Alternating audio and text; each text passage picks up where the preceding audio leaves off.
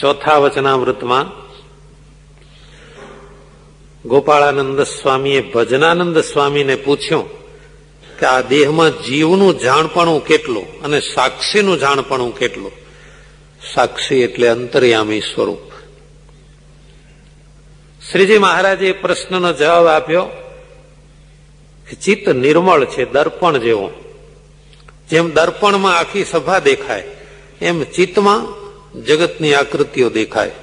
વાત સાચી છે. તમે ક્યાંય ગયા હો કોઈ સ્થળે, કઈ યાત્રા કરવાનું તીર્થધામ હોય કે કોઈ હરવા ફરવાનું પ્રવાસ સ્થાન હોય, પણ યાદ કરો તરત દેખાય. તમે ઉતર્યા ત્યાં ધર્મશાળા કે હોટલ કે મકાન કે નદી, તો એ ચિત્તમાં દર્પણની જેમ છપાઈ ગયેલું હોય છે.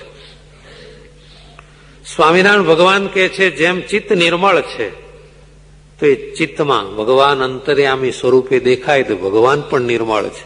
એટલે ભગવાનને વિશે દર્પણની જેમ આખું વિશ્વ દેખાય એટલે વિશ્વ ભગવાનમાં રહ્યું છે એમ જાણવું, અને ભગવાન અંતર્યામી સ્વરૂપે વિશ્વમાં છે એટલે ભગવાન આ વિશ્વમાં રહ્યા છે એનો એ ઉત્તર સમજવો.